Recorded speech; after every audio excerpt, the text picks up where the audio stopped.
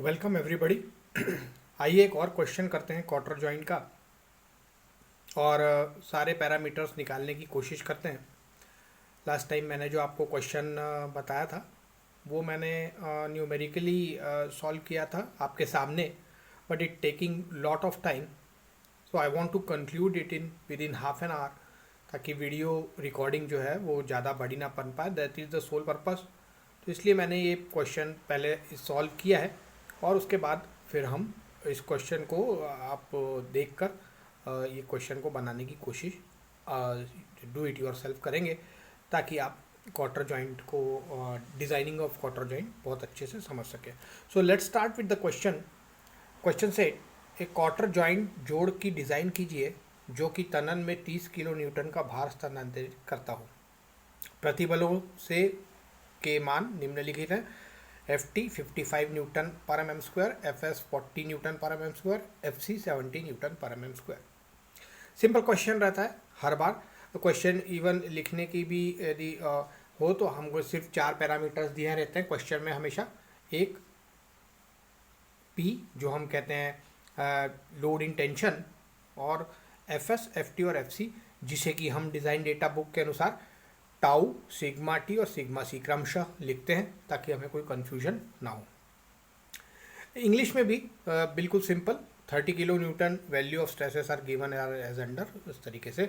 Next इसमें I am thought to do not write all this steps. यदि मैं आपको सिर्फ यहाँ से भी स्टार्ट करूँ so you will understand it very well. ये दूसरे क्वेश्चन से आपको बहुत क्लियर हो गया होगा and you will become confident I suppose. So हम गिवन लिखते हैं 30 kilo newton, that is 30,000 newton. यहाँ बिल्कुल अच्छी तरह समझेंगे इसको। F S is equal to tau is equal to 40 newton पर M M square. F T that is sigma T is equal to 55 newton पर M M square. F C sigma C 70 newton पर M M square. ये हमको दिया हुआ parameter है। F S मतलब फिर से मैं एक बार एक्सप्लेन कर देता हूँ। एफ एस या टाउ मतलब शेयर स्ट्रेस, एफ टी या sigma T as per our design data book ये पैरामीटर्स मैंने नोट किए। That is tension stress and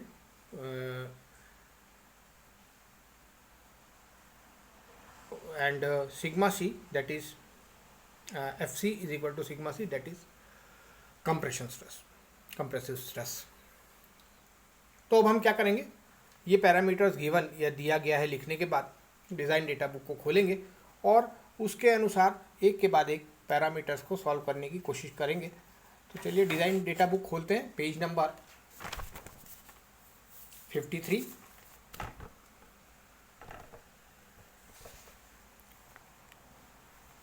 ये देखिए इस तरीके से टाइप्स ऑफ फेल्यूअर्स यहाँ लिखे हुए हैं। हमको ये फॉर्मूले यूज़ करने, इज इक्वल टू पी।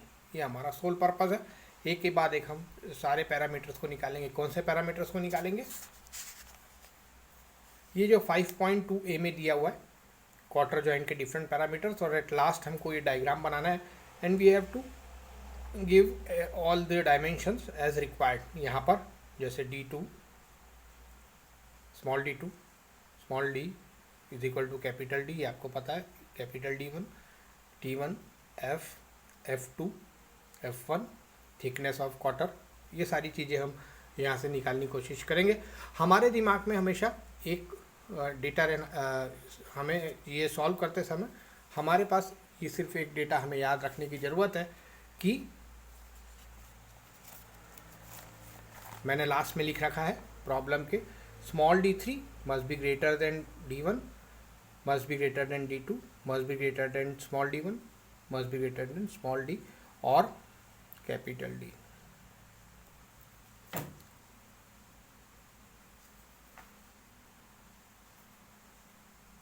ये सारे पैरामीटर्स हम यहाँ फिर से देख सकते हैं कि सबसे बड़ा डायमीटर स्मॉल d3, उससे बड़ा कैपिटल D1,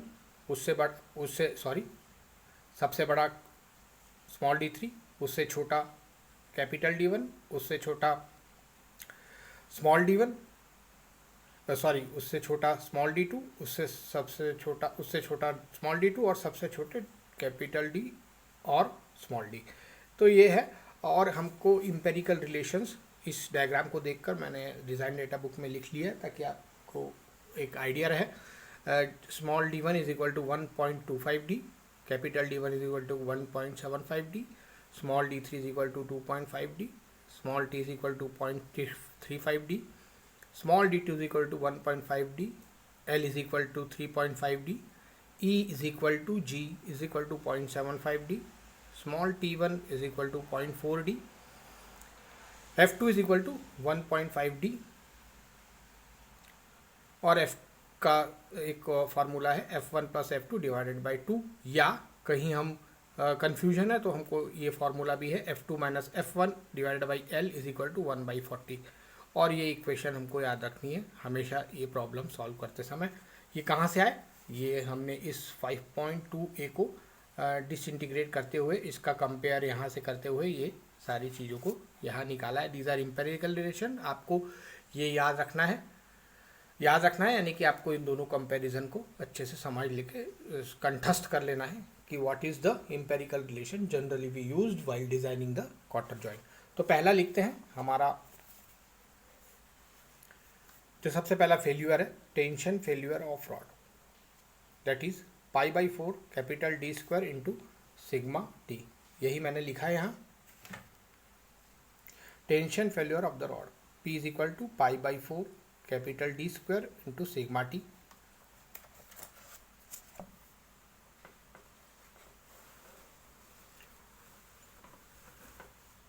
सॉल्व करते हैं।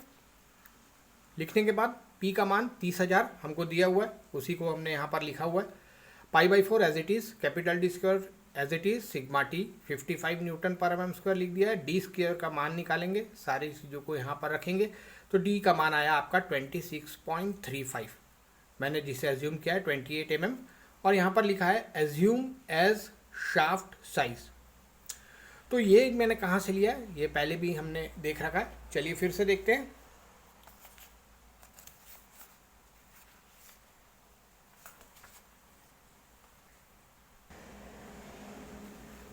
ये देखिए पेज नंबर आई थिंक 76 पर ये दिया हुआ है शाफ्ट्स एंड कपलिंग। यहाँ से मैंने डिज़ाइन ऑफ शाफ्ट के लिए दिया है, जो मेरा आया है 20, देखते हैं कितना आया है हमारा एग्जैक्ट वैल्यू, 26.35, जिसे मैंने 28 लिया। तो मैंने कैसे लिया, मैंने यहाँ पर 26 देखा, 26 की कोई वैल्यू नहीं दी हुई है तो मैं नेक्स्ट वैल्यू लूँगा दैट इज़ 28।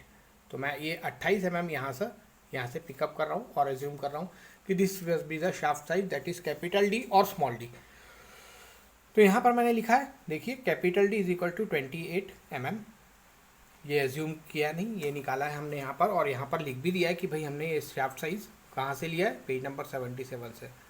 साइमल्टेनियसली मैं थिकनेस भी निकाल लेता हूँ, 0.35d इम्पेरिकल रिलेशन कहता है 0.35 इंटू 28 दैट इज़ 9.8 mm, जो कि मैं इक्वलेंट कर रहा हूँ 10 mm। तो मेरा थिकनेस मैंने निकाल लिया है 10 mm, D capital D 28 mm। यहाँ पर मैं एक बार और क्लियरिफिकेशन दे दूँ, that is capital D is equal to small d is equal to 28 mm। ये हमारा कन्फर्म है, 2 पैरामीटर्स हमने निकाल लिए डिज़ाइनिंग के।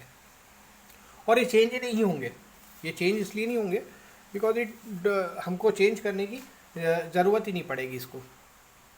फिर से डायग्राम देखते हैं। यहाँ पर हमने कैपिटल D और स्मॉल d इन दोनों को निकाल लिया है। आगे बढ़ते हैं नेक्स्ट पेज पर।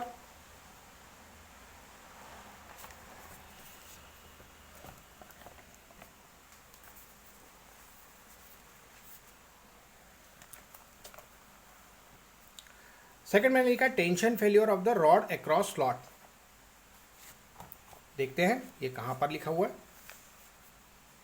Tension failure of the rod across slot P is equal to π/4 small d1 square into minus small d1 into T bracket close sigma T। और इसका एक चेक भी आता है, जैसे हमने लास्ट इसमें देखने की कोशिश की है। तो ये क्या कहता है, capital P is equal to π/4 small d1 square minus d1 into T sigma T 30,000 π/4 small d1 minus 10 d1 into 55। सारी वैल्यूज़ मैंने रख दी हैं। और इसको क्वाड्रेटिक इक्वेशन के इस परिप्रेक्ष्य में इसको लाने की कोशिश करते हैं। 0.75 पाई/4 का मैंने निकाला 0.75785 small d1 square minus 10d1, यहाँ t है, t की जगह t हमारा 10 है, 10d1 is equal to 530,000 divided by 55, it will come 545.45। आप लोग क्रॉस चेक करेंगे मेरे न्यूमेरिकल्स में कोई मिस्टेक तो नहीं है, और जो समझ में नहीं आएगा वो फिर आप मुझे क्वेश्चन पूछ भी सकते हैं। I will try to give this in written format also. Solving the quadratic equation, तो इस दो के जैसे ही हम क्वाड्रेटिक इक्वेशन हमारे कैलकुलेटर में सॉल्व करते हैं तो हमें दो वैल्यू मिलती है, small d1 is equal to 33.48 और एक माइनस वैल्यू मिलती है दैट इज -20.74। एक बार मैं आपको फिर बोलना चाहूँगा कि आप साइंटिफिक कैलकुलेटर का प्रयोग जरूर करिए, बिकॉज अदरवाइज आपको फॉर्मूला यूज़ करना पड़ेगा -b + (√b² - 4ac divided by 2a। तो ये करने के बजाय आप सीधे, क्योंकि because we are having very less time in the examination, आपको ये बहुत जल्दी वाइंड अप करना है क्योंकि that numerical is little bit long. Let's take positive value that is 33.48। अभी हम अज्यूम कर रहे हैं because we have to again check it. Check है, ये एक चेक है जो हमको करना है। यहाँ पर देखिए small d1 square is equal to इतना आया, small d1 is equal to 34 mm। ये चेक है, ये दिया नहीं है बुक में, लेकिन हम चेक करेंगे। Why we are always checking this with sigma C, जबकि हम यहाँ पर सिग्मा टी का प्रयोग कर रहे थे फॉर्मूले में, because sigma C is the greatest stress. तो हमको ये चेक करना है कि हमारा जो स्मॉल d1 है वो इसके अंडर है कि नहीं। कहीं इसको यदि मैं स्मॉल d1 की वैल्यू लिखूँ और इस लोड के रेफरेंस में यदि मैं इसको सॉल्व करने की कोशिश करूं तो will I get the number और नॉट। और साइमल्टेनियसली मुझे ये भी चेक करना है स्मॉल d1 की वैल्यू, कि स्मॉल d1 की वैल्यू जो हमारी इंपेरिकल रिलेशन है उसको भी सेटिस्फाइड कर रही है कि नहीं। तो चलिए सबसे पहले इस चेक के द्वारा देखते हैं कि सिग्मा सी की वैल्यू कितनी आ रही है। तो p का मान रखेंगे 30,000 डिवाइडेड बाई 34 इंटू 10। 34 हमारा d1 यहाँ से हमने लिया। हम यहाँ पर देखते हैं कि small d1 is equal to 1.25 d होता है through empirical relation, that is 35 mm। 34 और 35 में कोई खास डिफरेंस नहीं है, so we will keep 34 as it is. और 34 इंटू 10 ये हमारा आया 88.23। लेकिन हमारा जो सिग्मा सी दिया हुआ है वो कितना दिया हुआ है, 70 Nm/mm²। तो ये 70 Nm/mm² होने के कारण अब हमको इसकी फिर से एक ऐसी लिमिट लेनी पड़ेगी जिसको स्मॉल d1 जस्टिफाइड कर सके, जो लोड हो वो 88 नहीं 70 के अंदर होना चाहिए, जो मैक्सिमम स्ट्रेस हमको दिया हुआ है दैट इज कंप्रेसिव स्ट्रेस। तो उसके बाद हम क्या करेंगे, फिर से इस फॉर्मूले को लिखेंगे, चेक के फॉर्मूले को, और बाकी सारी वैल्यू रख देंगे, दैट इज सिग्मा सी रख देंगे, पी का मान रख देंगे, स्मॉल d1 का मान रख देंगे, टी का मान रख देंगे। 30,000 डिवाइड बाई 70 इंटू 10, एक नई वैल्यू आएगी आपकी 42.85। हम इसे फिक्स कर लेते हैं 43 mm। तो हमारा नया डायामीटर क्या हो गया, small d1 is equal to 43 mm। Check करते हैं इसको। ये हमने स्मॉल d1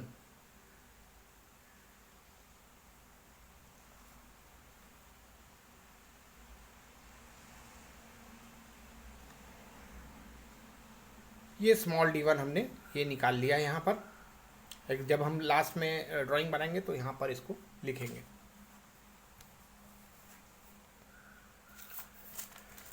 आइए नेक्स्ट पढ़ते हैं। थर्ड डिज़ाइन डेटा बुक में लिखा हुआ है, थर्ड इक्वेशन व्हाट फेल्यूर दिया हुआ है, tension failure of the socket across the slot P is equal to π/4 small d1 square and sigma T. Again हम इसको लिखते हैं। ये दोनों नंबर 2 और number 3 is having quadratic equation, so we have to solve with scientific calculator. तो मैंने ये फॉर्मूला यहाँ लिख लिया है, रख भी दिया है, और इसको सॉल्व करने की कोशिश की है। और यहाँ से सीधे मैंने अब स्मॉल d1 की वैल्यू, चूँकि क्वाड्रेटिक इक्वेशन है तो we will get two values, capital D1 is equal to 551.49 and capital D1 is equal to -38.75। तो हम पॉजिटिव वैल्यू ले रहे हैं बिकॉज निगेटिव का कोई मीनिंग नहीं है। So capital D1 is equal to 51.49 है। उसके बाद हम सिर्फ फिर से एक चेक करेंगे, दो चेक इसमें बहुत ज़रूरी है। जैसे जैसे हम आगे और न्यूमेरिकल करेंगे आपको समझ में आ जाएगा कि ये चेक ऑलरेडी हम करते हैं, बट एट लास्ट लेकिन हम पहले करना चाहते हैं because we want to confirm that our design is as great, we find our design is greater safe इसमें हम इसको कर सकें।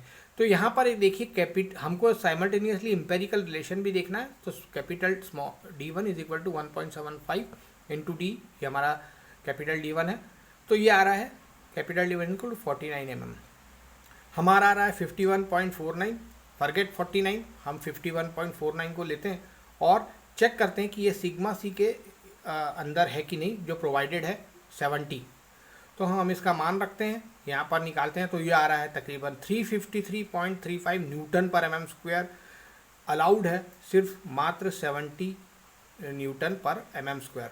तो हम इसको कैपिटल D1 को हम 51.49 से हमको बढ़ाना पड़ेगा ताकि थोड़ा सा जस्टिफाइड हो सके। फिर से सिग्मा सी को हम लिखते हैं, हमारा चेक का फॉर्मूला कैपिटल D1 के लिए capital P divided by capital D1 minus small d1 into T. Sigma C का मान रखते हैं 70, P का मान रखते हैं 30,000, कैपिटल D1 माइनस 43 इंटू 10। तो कैपिटल D1 माइनस 43 यहाँ पर हमने रखा और इसको इधर ले गए इक्वेशन में रखकर 30,000 डिवाइड बाई 70 इंटू 10 और कैपिटल D1 हमारा आया 81.85, मतलब 81.85 is the final answer we get in the safe stresses. Capital D1 दूसरा बड़ा सबसे बड़ा डायमीटर है इसमें आप देख सकते हैं। कैपिटल D1 इससे बड़ा हमारा कैपिटल D3 होना चाहिए ही, इट हैज़ टू बी। ऐसा नहीं होगा तो it will difficult to, because ये वाला पार्ट इससे बड़ा है। हमेशा कैपिटल D1 से बड़ा स्मॉल d3 ही रहेगा, ये हमको इसमें पता पड़ता है। Let's go to fourth one है shear failure of the cotter. Formula दिया हुआ है डिज़ाइन डेटा बुक में, उसको मैंने कॉपी कर लिया है। Just now you will be understand very well. यहाँ पर मैं f निकालूंगा, f is the mean radius. ये देखिए मीन रेडियस यहाँ पर दिया हुआ है f, लेकिन आप देखेंगे तो ये यहाँ पर दिया हुआ है f का जो ऊपर वाला पोर्शन है दैट इज़ 1.5d, नीचे वाला पोर्शन ऑफ कोर्स इस मीन रेडियस से छोटा होगा, ऊपर वाला बड़ा होगा, that we understand very well. तो मैं क्या करता हूँ कि मैं यहाँ पर 2ft सिग्मा टी के से डालकर f की वैल्यू निकाल लेता हूँ। f की वैल्यू आई मेरी 37.5, दैट इज़ मीन मतलब f is equal to f1 plus f2। यदि मैं f2 को बड़ा वाला डायमेंशन मानता हूँ, because that is not a circle, this is not a circle, ये ध्यान रखेंगे, ये सर्कल नहीं है पिन। तो 37 सर्कल नहीं है, ये ध्यान रखेंगे। तो ये लेंथ है, तो इसलिए मैंने देखिए 37.5 mm लिखा है। यहाँ पर मैंने दोनों वैल्यू निकाल लिए। f1 की वैल्यू हो गई 33, f2 की वैल्यू निकाल ली है। f2 की वैल्यू मैंने 1.5d से निकाली, that is 42। 42 is bigger, f is smaller and f1 is less smaller. आइए देखते हैं अब शेयर फेल्यूर रॉड एंड। तो capital P is equal to 2e small d1 into tau, ये पाँचवा फार्मूला है। इसमें मैं इस सारे पैरामीटर्स रखता हूँ और e का मान निकालता हूँ। तो e का मान आता है 8.720 mm, ये यहाँ ध्यान देंगे बहुत कम आ रहा है। तो मैं क्रॉस चेक करता हूँ बाय इम्पेरिकल रिलेशन से, तो ये कहता है कि e is equal to 0.75d, that is 0.75 into 28, तो ये आ रहा है 21 mm। तो मैं e का मान 21 रखूँगा। e बराबर g होता है, तो वी विल अज्यूम कि e का मान भी 21 है और g का मान भी 21 है। e और g आप यहाँ पर देख सकते हैं, ये दिया हुआ है यहाँ e और यहाँ g, e is equal to g, ये दोनों जो डायमेंशंस है they both are same. Let's go to next failure, that is shear failure of the socketed. यहाँ से यहाँ ध्यान देंगे हम d3 पहले फॉर्मूला देखते हैं। Capital P is equal to 2g is equal bracket में d3 minus d1 into tau. ये जो टाउ है मैंने आपको जैसे न्यूमेरिकल स्टार्ट किया था बताया था, tau is the lowest value, so we can not take it as it is. हमको highest value that is compressive stress से कंपेयर करना पड़ेगा। So what we will do, we will take out the d3 and just leave it. 60.85 आया, हमने हमारा जो small d1 था, sorry capital d1 था, विच इज इटसेल्फ 85.85। तो मैं समझ सकता हूँ कि ये जो वैल्यू है यदि इसका मैंने चेक किया टाउ से, तो डेफिनेटली ये कम आएगा, because tau is the least stress is given in the numerical, tau हमेशा सबसे छोटा होता है, so we will leave it as it is. अब हम आते हैं 7th पे, that is crushing failure of the rod और कॉटर। तो capital P is equal to small d1 t into sigma c. Sigma c देखिए ये हमने पहले कर चुके हैं, ये चेक, यहाँ से हम चेक करना चाहते हैं कि ये सिग्मा सी के अंडर में है या नहीं, और हम यहाँ पर वैल्यू निकालते हैं। कभी हम जब हम कंफर्म ना हो कि स्मॉल टी की वैल्यू निकालना, तो हम यहाँ से स्मॉल टी की वैल्यू भी निकाल सकते हैं, डेट इज कमिंग राइट और रॉन्ग, दैट इज 10 mm और नॉट। तो ये बहुत सिंपल है, ये हम पहले कर चुके हैं, we will go further more. अब हम आते हैं नेक्स्ट इसमें, क्रशिंग फेल्यूर ऑफ सॉकेट और cotter, that is capital P is equal to small d3 minus d1 into t into sigma c. This is actually the failure where we will get the value of small d3 finally। तो हम finally अब small d3 की value निकालने जा रहे हैं। तो हमने जब इसको इसमें रखा सिग्मा सी के सापेक्ष में, तो ये देखिए यहाँ पर आया 85.85। हम जानते हैं स्मॉल d3 हमारा जो कैपिटल d1 है वो भी 85.85 ही आया है, तो हम इसको नहीं करेंगे, we will assume it as small d3 is equal to 90 mm। हम इसको बड़ा कर सकते हैं, we can assume very well. और 90 mm भी रखने से हमारा जो 70 mm है दैट इक्वेशन इज सेटिस्फाइड। तो हम इसको बढ़ाते हैं और 90 mm करता है। Anyhow we have to keep small d3 at higher value. Next देखते हैं failure of the collar by crushing. एक ही डायमीटर अब बच गया है स्मॉल d2, उसे इस 90वें फॉर्मूले से दिखाने की कोशिश करते हैं। π/4 स्मॉल d2 स्क्वायर इंटू 43 का square into 70, this is sigma C.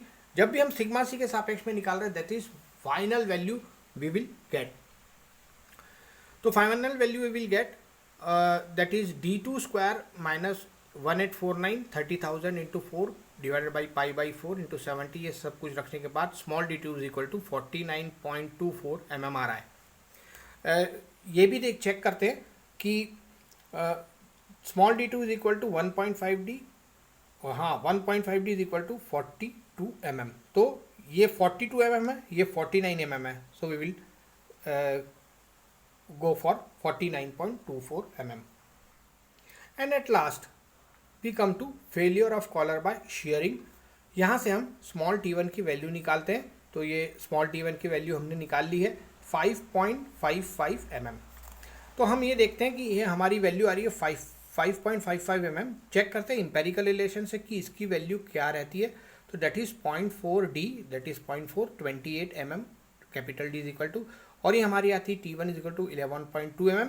So as by the empirical relation we will select small t1 is equal to 11.25 mm। ये ऐसा जरूरी नहीं कि हम बड़ा ही डायमेंशन चेक करें, लेकिन हमको ऐसा डायमेंशन चेक करना जो जस्टिफाइड हो। मैं ये डायग्राम में थोड़ा सा देखकर समझ सकता हूँ कि, और हमारे इंपेरिकल से रिलेशन से भी समझ सकता हूँ कि we know that t1 is equal to small t। अब हमको t1 पता है कितना दिया हुआ है 0.45d इंपेरिकल रिलेशन में, विच इज ऑलवेज 0.4d, मैंने 45 लिख दिया, और it must be greater than 0.35d। तो यदि मैं इस 5.55 mm को लेता हूँ, so this is a mistake. तो इसलिए मैं इंपेरिकल रिलेशन वाली जो डायमेंशन आया है, जो कि हमारे 10 mm जो t है उससे ज़्यादा है, तो मैं डेफिनेटली इंपेरिकल रिलेशन को यूज़ करूँगा। That we should understand. हम मुझे लगता है कि जैसे जैसे हम आगे और इक्वेशंस को सॉल्व करते जाएंगे तो वी विल गेट इट। मैंने एक रफ डायग्राम बनाया है without hatching, understand it's lengthy job. मैंने एक ऐसे ही रफ डायग्राम बनाया है, और आपको you have to make all the stretch line and clearly shows what is the value of e while after you are designing, after your completion of this complete numerical what you got। तो f2 की value आपको यहाँ पर लिखनी है, f1 की value लिखनी है, कैपिटल D1 की वैल्यू लिखनी है, स्मॉल d की वैल्यू लिखनी है, स्मॉल d की वैल्यू लिखनी है, कैपिटल D की वैल्यू लिखनी है, स्मॉल d1 की वैल्यू लिखनी है, और स्मॉल d2 की वैल्यू लिखनी है, इस तरीके से। और ये सबसे बड़ा diameter D3 is equal to 80.58 mm, but we had taken it I think 90 mm. Please kindly correct. So ये 90 mm है सबसे बड़ा डायमीटर. सो हमको ये जब भी हम ये निकालें तो इम्पेरिकल रिलेशन हमें ध्यान रहे कौन सा इक्वेशन किसके साथ जुड़ा हुआ है. साथ ही साथ small d3 must be capital d1. ये आपको जो रिलेशन है ये हमेशा आपको याद रखना है, इसको कहीं लिखना नहीं है आपको. Just watching this diagram you will understand कि हाँ ये इक्वेशन सही है. और यदि आप इस इक्वेशन से बनाते हैं डायमेंशन तो वो डेफिनेटली आप सही न्यूमेरिकल क्वार्टर जॉइंट की जो डिज़ाइनिंग है वो एकदम सही रहेगी. When you will justified all this dimension well in the diagram. एक बात और मैं आपको यहाँ पर बताना चाहूँगा इस न्यूमेरिकल में कि यदि मैं पीछे देखूँ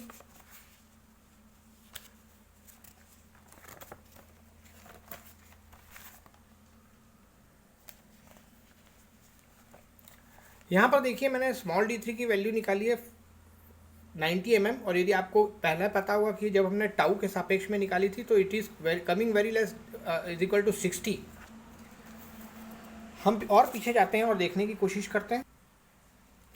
देखिए यहाँ पर हम पहुँच गए थे इक्वेशन नंबर 6 में. यहाँ पर मैं शेयर वैल्यू के इसमें निकाला था, स्मॉल d3 आया 60.85. लेकिन मैं इसको चेक नहीं कर सकता था जो चेक मैंने आगे किया.